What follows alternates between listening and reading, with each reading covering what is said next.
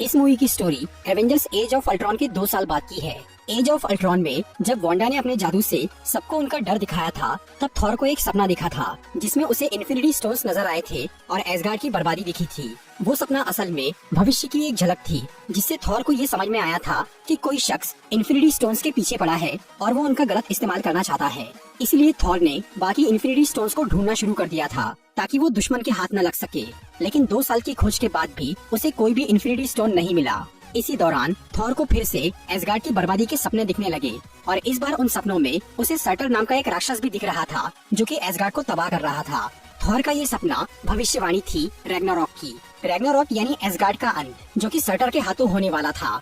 5000 साल पहले जब ओडिन को इस भविष्यवाणी के बारे में पता चला था, तब उन्होंने रैग्नारॉक को रोकने के लिए सर्टर से लड़ाई की थी और सर्टर से उसकी शक्ति का स्रोत इटर्नल फ्लेम छीन लिया था, जिसे ओडिन ने अपनी तिजोरी में रख दिया था। इटर्नल फ्लेम के बिना सर्टर बहुत कमजोर हो गया था, जिससे ओडिन को लगा कि उन्होंने रैग्नारॉक को रोक दिया। मगर वो भविष्यवाणी बदली नहीं थी, बल्कि एक दिलचस्प बात ये थी कि उस भविष्यवाणी में थॉर का भी जिक्र था कि वो रैग्नारॉक का कारण बनेगा।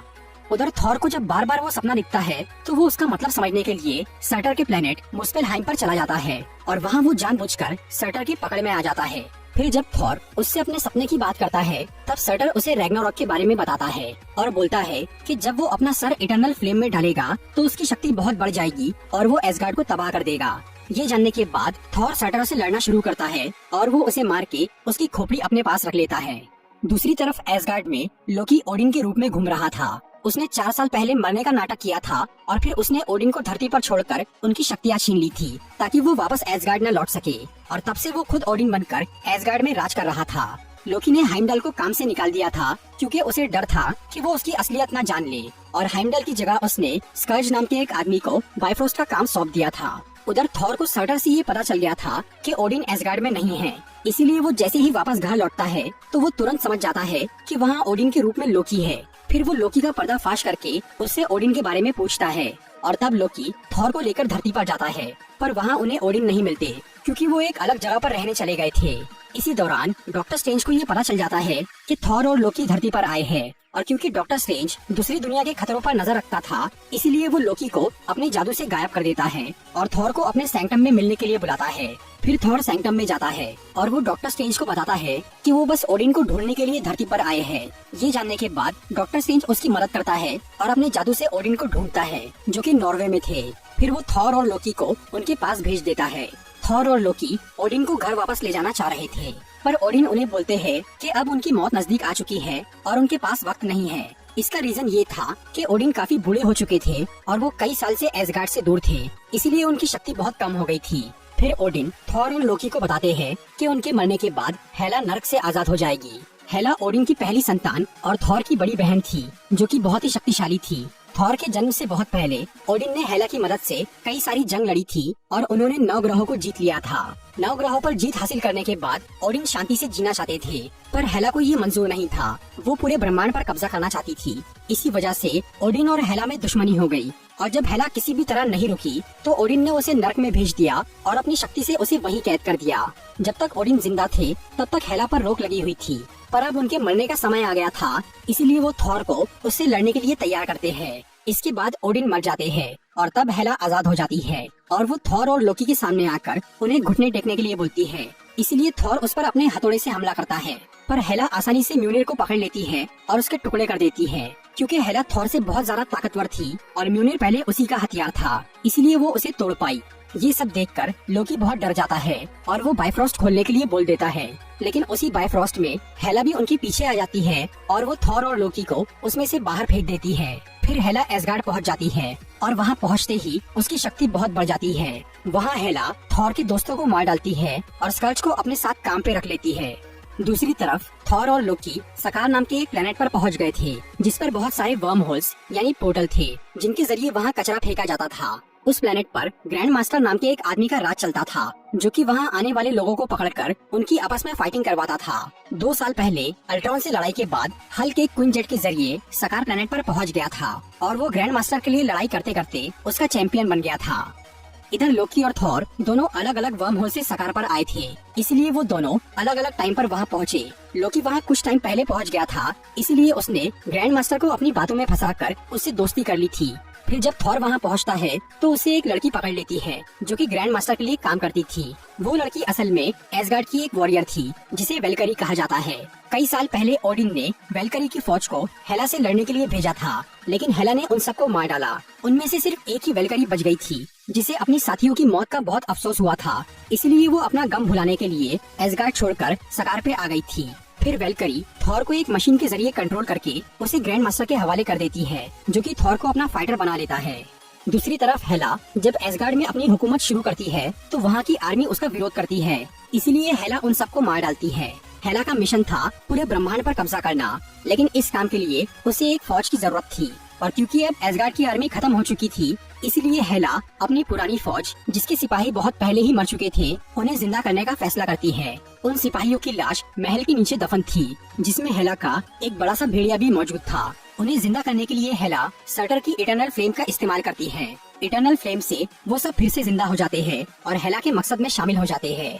उधर सकार प्लेनेट पर थॉर की दोस्ती कॉर्ग नाम के एक एलियन से होती है जो कि थॉर को ये बताता है कि जिस लड़की ने उसे पकड़ा था वो एसगार्ड की वेलकरी है। इसीलिए थॉर वेलकरी से बात करके उससे मदद मांगता है, पर वो उसकी बात नहीं सुनती। इसके बाद थॉर को लड़ाई के लिए तैयार किया जाता है। फिर जब थॉर लड़ाई के मैदान में पहुंचता है तो वहाँ वो हल्क को देखकर बहुत खुश हो जाता है और वो उससे बात करने की कोशिश करता है, लेकिन हल्क अब उस जगह का चैंपियन बन चुका था, इसीलिए वो थॉर की बातों पर ध्यान नहीं देता। वो बस उसे हराकर वहाँ का चैंपियन बना रहना चाहता था, इसीलिए वो थॉर पर हमला करने लगता है। फिर थॉर भी उससे लड़ना शुरू करता है। फिर जब थॉर हल्क को हराने ही वाला होता है तो ग्रैंड मास्टर थॉर को उस मशीन से कमजोर कर देता है जिससे हल्क जीत जाता है। बाद में जब थॉर हल्क से बात करता है तो उसे ये पता चलता है कि हल्क पूरे 2 साल से उसी रूप में है, क्योंकि उस प्लेनेट का माहौल ही ऐसा था जिससे हल्क हमेशा गुस्से और टेंशन में रहता था, इसीलिए वो वापस इंसान नहीं बन पाया और अब वो दोबारा ब्रूस बैनर बनना भी नहीं चाहता था। वो बस हल्क बनकर उसी प्लेनेट पर रहना चाहता था, पर थॉर वापस एसगार्ड जाना चाहता था ताकि वो हेला को रोक सके, इसीलिए वो हाइमडाल से बात करने की कोशिश करता है। उधर हाइमडाल एसगार्ड की आम प्रजा को हेला से बचाने में लगा हुआ था। इसके अलावा उसने बाइफ्रोस्ट की तलवार भी चुरा ली थी जो कि असल में बाइफ्रोस्ट की चाबी थी ताकि हेला एसगार्ड से बाहर न जा सके और ब्रह्मांड पर कब्जा न कर सके।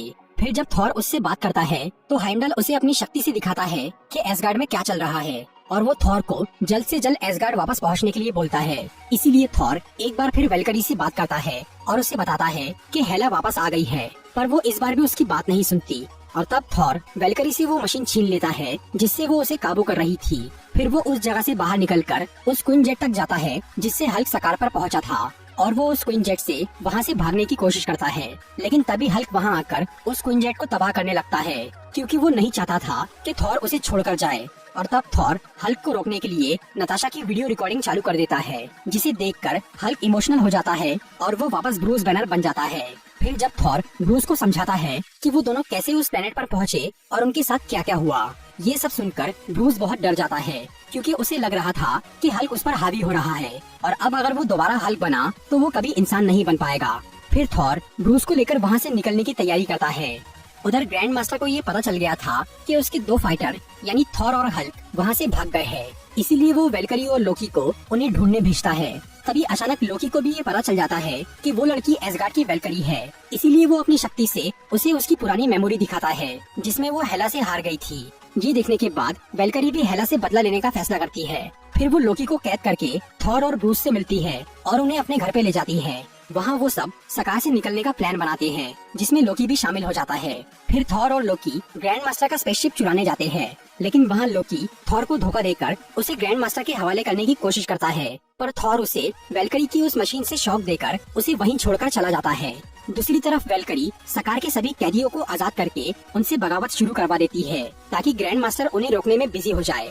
फिर थॉर, ब्रूस और वेलकरी उस स्पेसशिप से एक बड़े वर्म होल में घुसते हैं और एसगार्ड के सफर पर निकल जाते हैं। उधर कॉर्ग और बाकी के फाइटर्स लोकी से मिलकर उसे आजाद कर देते हैं। फिर लोकी उन सब का लीडर बन जाता है और वो उन्हें एक स्पेसशिप में बिठाकर एसगार्ड के लिए रवाना हो जाता है। दूसरी तरफ हेला बाइफ्रोस्ट की तलवार हासिल करने के लिए एसगार्ड वासियों को मारने की तैयारी करती है और वो उस जगह तक पहुंच जाती है जहां हाइमडाल ने सभी लोगों को छुपा के रखा था। लेकिन उसी वक्त थॉर और उसके साथी एसगार्ड में आ जाते हैं और फिर थॉर हेला से मिलकर उससे लड़ना शुरू कर देता है। उधर हाइमडाल सभी लोगों को एसगार्ड से बाहर निकालने की कोशिश कर रहा था, लेकिन स्कल्ज और उसकी आर्मी ने उनका रास्ता रोक दिया था। तभी ब्रूस बैनर फिर से हल्क बन जाता है और वो उस भेड़िए से लड़ना शुरू करता है।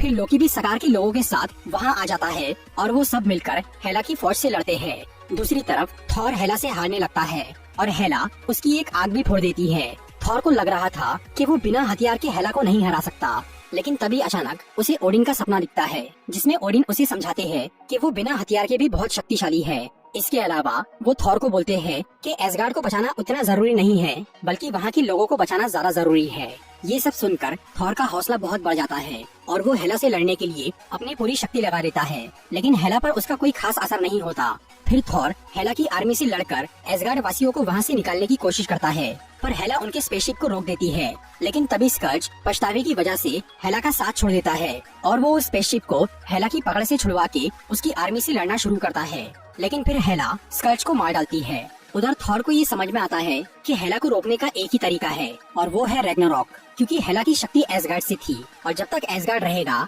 तब तक वो कमजोर नहीं होगी। इसीलिए थॉर लोकी को बोलता है कि वो जाकर सर्टर की खोपड़ी को उस इटर्नल फ्लेम में डाल दे और तब लोकी ओडिन की तिजोरी में जाता है। वहाँ वो सबसे पहले टेसेरेक्ट क्यूब चुराकर अपने पास रख लेता है। फिर वो सर्टर की खोपड़ी को इटर्नल फ्लेम में डाल देता है, जिससे सर्टर जिंदा हो जाता है और वो बहुत बड़ा बनकर एसगार्ड को तबाह करना शुरू करता है। तभी थॉर, वेलकरी, हल्क और लोकी उस स्पेसशिप से सभी एसगार्ड वासियों के साथ वहाँ से निकल जाते हैं। फिर हेला सर्टर को रोकने की कोशिश करती है, पर सर्टर उसे मार डालता है और वो पूरे एसगार्ड को बर्बाद कर देता है।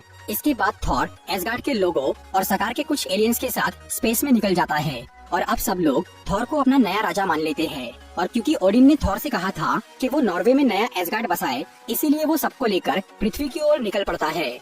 मूवी के मिड क्रेडिट सीन में हमें दिखता है कि जब थॉर अपने साथियों के साथ पृथ्वी की तरफ जा रहा था, तभी उनके स्पेसशिप के सामने एक बहुत बड़ा स्पेसशिप आ जाता है जो कि थैनोस का जहाज था। थैनोस इन्फिनिटी स्टोन्स की खोज में निकला था और वो स्पेस स्टोन लेने के लिए एसगार्ड वालों का पीछा करते हुए उनके स्पेसशिप तक पहुंच गया था, क्योंकि स्पेस स्टोन जो कि टेसेरेक्ट क्यूब के अंदर था वो अब लोकी के पास था। तो दोस्तों, ये थी थॉर रैग्नारॉक मूवी की एक्सप्लेनेशन वीडियो। अगर आपको ये वीडियो अच्छी लगी हो तो इसे लाइक और शेयर जरूर करिए और ऐसी इंटरेस्टिंग वीडियोस देखने के लिए सब्सक्राइब कीजिए हमारा चैनल और इस बेल को दबाइए ताकि आपको हमारी वीडियोस सही टाइम पर मिल सके।